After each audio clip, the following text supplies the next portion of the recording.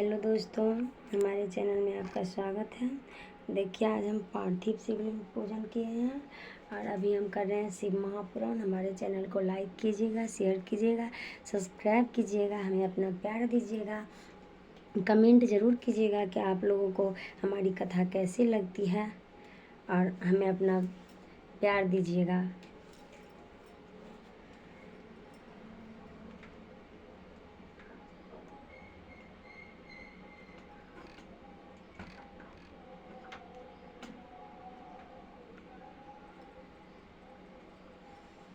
सनत कुमार जी बोले, जब इस प्रकार विवाह कर शंखचूड़ घर आया और तपस्या कर वर पाया तो सब दानवों को बड़ी प्रसन्नता हुई।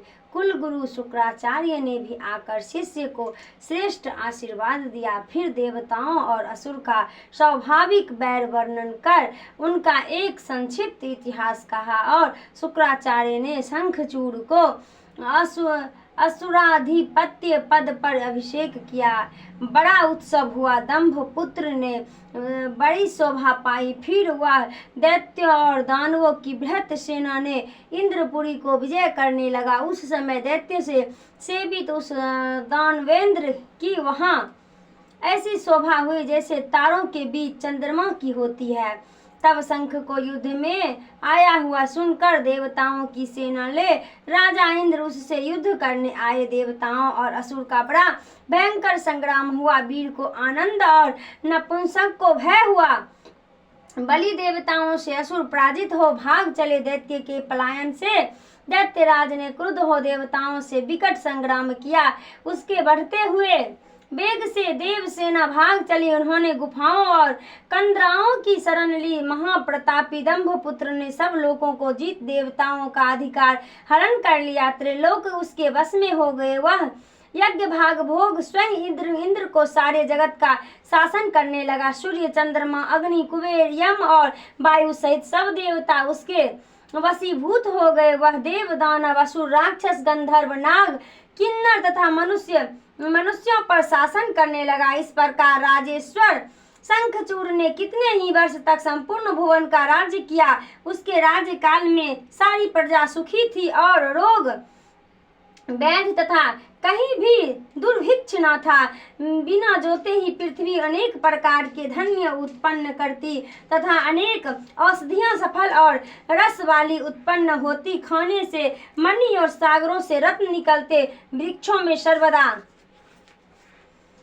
फूल फल लगे रहते और नदियों में सुंदर जल बहा करता था। देवताओं के बिना ही सारे जीव सुखी और विकार रहित रहते तथा चारों वर्ण और चारों आश्रम अपने अपने धर्म करते। किसी को दुख था तो केवल बंधु बैर के कारण देवताओं को शंखचूड़ गोलों के वासी कृष्ण का बड़ा मित्र उनकी भक्ति में रत और साधु था। पूर्व जन्म के श्राप से दानव योनि को प्राप्त हुआ था, परंतु उसकी बुद्धि दानवों की सी नहीं थी। उधर राज्य हरण से पराजित देवता ऋषियों के साथ ले ब्रह्मा जी की सभा में गए। अपना सब वृत्तांत कहा। ब्रह्मा जी उन्हें साथ ले विष्णु जी के पास बैकुंठ में गए। वहीं सबने मिलकर शंख, चक्र, गदा, पद्म, पीतांबरधारी, संदानंदिक, सिद्धों से सेवित, किरीट, कुंडल, वन मालाधारी लक्ष्मीपति भगवान विष्णु को प्रणाम कर उनकी स्तुति की तथा रोते हुए अपना दुख कहा। उसे सुनकर भगवान विष्णु ब्रह्मा जी से बोले, कहिए आप किस लिए आए हैं, आपको क्या कष्ट हुआ है, वह मुझसे कहिए। ब्रह्मा जी ने बारंबार प्रणाम कर हाथ जोड़ सिर नवा। देवताओं का वह दुख वो शंखचूड़ ने उन्हें दे रहा था। परमात्मा विष्णु से कहा सुनाया। वह सब प्रकार से सबके भाव को जानने वाले भगवान विष्णु ने हंसकर विधाता से यह कहा कि मैं शंखचूड़ के सब वृत्तांत से को जानता हूँ। वह पूर्व काल से ही मेरा बड़ा भक्त परम तेजस्वी है, परंतु आप लोग व्याकुल न होइए। मैं इस संबंध में शिव जी से परामर्श करूंगा। देवताओं सहित ब्रह्मा से ऐसा कहकर विष्णु जी उन्हें साथ ले शिव लोक की ओर चले गए। वहां जाकर उन्होंने सर्वेश भक्त वत्सल शंकर जी की बड़ी आराधना की। इति शिव महापुराण पंचम युद्ध का 29वां अध्याय समाप्त हुआ। 30वां अध्याय शंखचूड़ के लिए देवता सहित ब्रह्मा जी का विष्णु के साथ ले शिव जी के पास जाना। सनत कुमार जी बोले, हे व्यास जी, इस प्रकार ब्रह्मादि को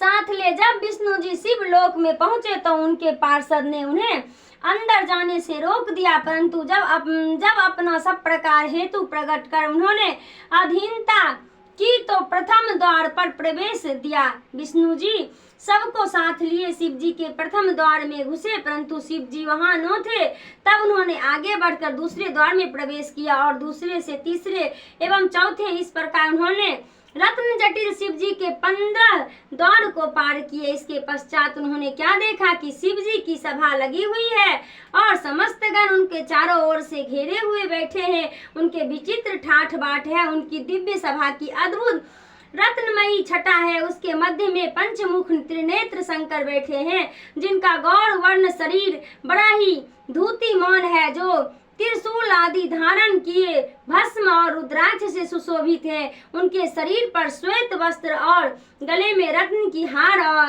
और ही शोभामान है। उनके ही समान उनके सभी पार्षद भी है, और जैसे उनके 10 हाथ हैं वैसे ही पार्षद को भी 5-5 मुख और 10-10 हाथ है। तब पार्वती जी सहित शंकर जी को इस प्रकार इस सभा में रत्न सिंहासन पर विराजमान देख विष्णु जी को बड़ी प्रसन्नता हुई। वे शिव जी की सभा में जा वहां होने वाले सुंदर नृत्य और गीत को जैसे सब सुन रहे थे सुनने लगे। फिर अवसर पाते ही उन्होंने देवादिदेव शंकर की स्तुति कर कहा कि हे प्रभु, हम सभी देवता आपकी शरण में हैं, हम दुखियों की रक्षा कीजिए। हम शंखचूड़ से त्रस्त हो बहुत व्याकुल है। आप दिनों के नाथ, त्रिलोक के स्वामी और शरणागत पालक हैं। हे गौरीश, आप प्रसन्न हो हमारा उद्धार कीजिए। ऐसा कहकर ब्रह्मा और विष्णु चुप हो गए। इति शिव महापुराण पंचम युद्ध खंड का 30वां अध्याय समाप्त। 31वां अध्याय विष्णु सहित देवताओं को शंखचूड़ वध के लिए शिव जी का आश्वासन। सनत कुमार जी बोले, ब्रह्मादिक देवता सहित विष्णु जी की ऐसी बात सुनकर शिव जी ने मेघवत गंभीर वाणी में उनसे कहा, हे हरि, हे ब्रह्मादिक देवता, शंखचूड़ का इतिहास मुझे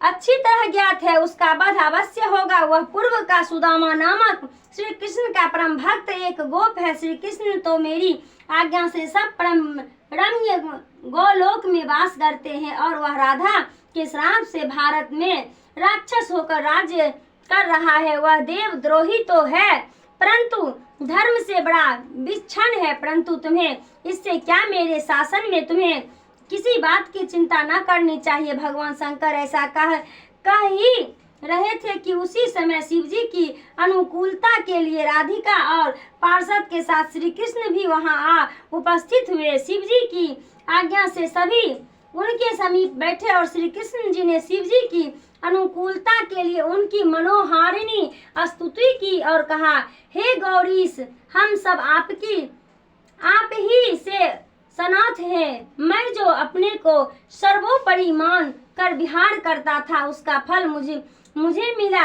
आज मैं अपनी स्त्री सहित श्रापित हूँ। मेरा श्रेष्ठ पार्षद सुदामा नामक गोप भी राधा के श्राप से दानवी योनि को प्राप्त हुआ है। स्तुति हे परमेश्वर, हम पर प्रसन्न हो हमारा गोपोद्धार कीजिए। हम आपकी शरण हैं, हमारी रक्षा कीजिए। जब ऐसा कहकर राधिका सहित श्री कृष्ण जी चुप हो गए तो शरणागत वत्सल शंकर जी ने प्रसन्न होकर उन्हें संतोष देते हुए कहा, हे गोपिका नाथ कृष्ण, भय को त्याग सुखी हो। यह सब कुछ मुझ अनुग्रहकर्ता का ही किया हुआ है।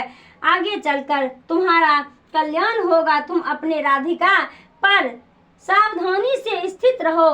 वाराह कल्प में तरुण राधा के साथ श्राप भोग कर फिर तुम अपने धाम को प्राप्त होगे। सुदामा गोप दानव योनि को प्राप्त हो इस समय सारे जगत को दुख दे रहा है। इस समय उसका नाम शंखचूड़ है। उसने सब देवताओं को कष्ट देकर 12 निकाल दिया है, जिससे कार्यरत ब्रह्मा और इंद्र मेरी शरण में आए हैं।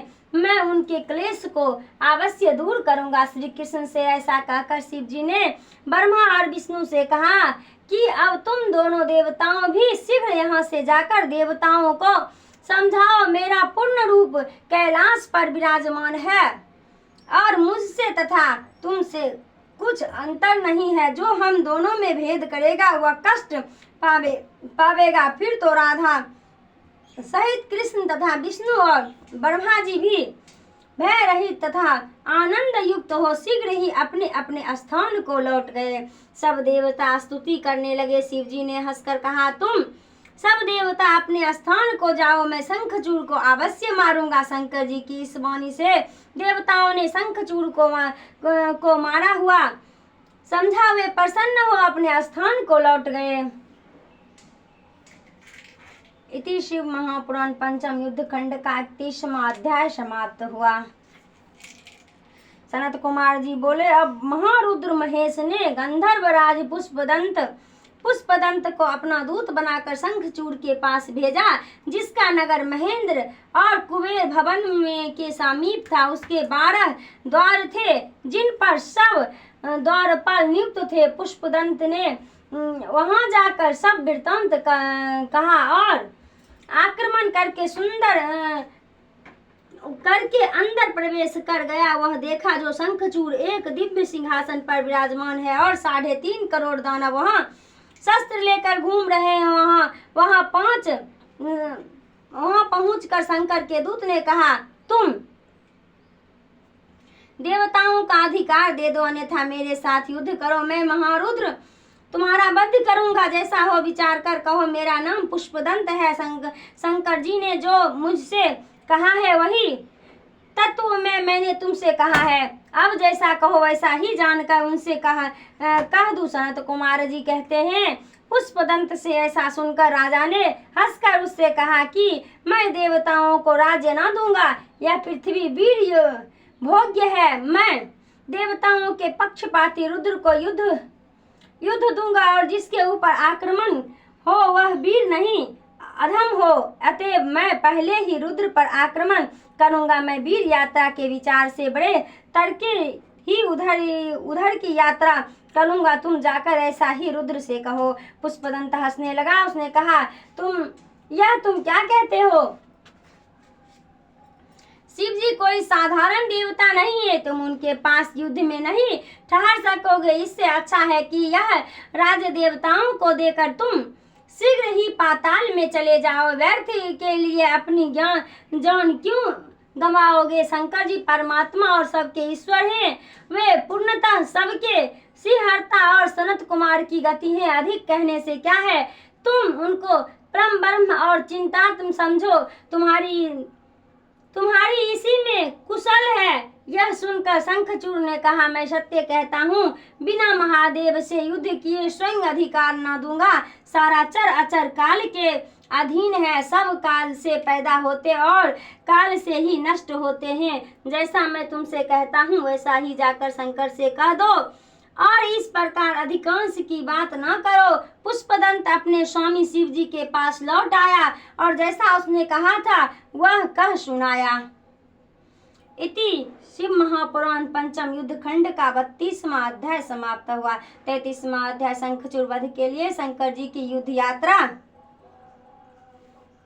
सनत कुमार जी बोले, जब दूत के इन वचन को सुनकर शंकर जी क्रुद्ध हो गए। उन्होंने अपने वीरभद्रादि गणों को बुलाकर दोनों कुमार और भद्रकाली सहित शंखचूड़ से युद्ध कर उसका वध करने के लिए शीघ्र गमन की आज्ञा दी। स्वयं भी अपने वीर गणों एवं सैनिक सहित प्रस्थान किया। सभी वीर शस्त्रादि से युक्त शंकर जी के साथ चले। कार्तिकेय और गणेश सब सेना के अधिपति थे। लाखों और करोड़ की संख्या में ऐसे कितने दल अपने अपने सेनापतियों के साथ उनकी अपार सेना को कौर वर्णन कर शंखचूड़ से युद्ध करने चले। सभी शस्त्र साथ वाले जटा मुकुटधारी चंद्रशेखर धारी नीलकंठ त्रिलोचन थे। सभी रुद्राक्ष पहने भस्म धारण किए तथा हार कुंडल केयूर और मुकुटादि धारण किए थे। सभी ब्रह्मा और इंद्र के समान ब्रह्मादि गुणों से संपन्न सूर्य के समान प्रकाशमान और युद्ध विरासत थे। आठ भैरव, आठ वसु, 11 रुद्र और 12 सूर्य, ये सभी बड़ी शीघ्रता से वहां शिव जी के साथ आए। अग्नि, चंद्रमा, विश्वकर्मा, अश्विनी कुमार, कुबेर, यम, त्रिनेत्र, नल, कुबेर, वसु, वरुण, वधु और सभी मांगलिक ग्रह तथा महाबली काम शंकर जी के साथ आए तथा अपने वीर पार्षद सहित 100 भुजा धारण किए देवी भद्रकाली स्वयं उपस्थित हुई। उनके विमान से सभी श्रेष्ठ रत्न जड़े थे और जो लाल वस्त्र पहने तथा लाल ही लेपन किए हुए थी, वह नाचती गाती अपने भक्त को अभय और शत्रुओं को भय देती हुई वहां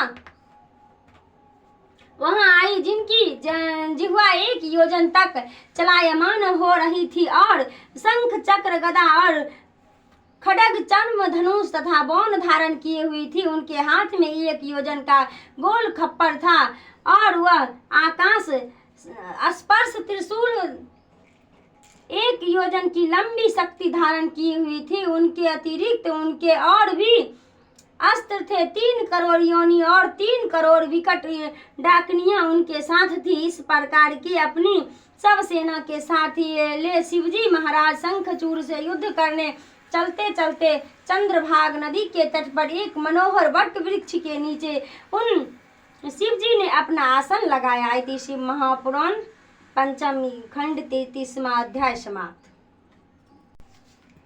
अब हम मिलते हैं अगले वीडियो में, तब तक के लिए बाय बाय। हमारे चैनल को लाइक कीजिएगा, शेयर कीजिएगा, सब्सक्राइब कीजिएगा, हमें अपना प्यार दीजिएगा।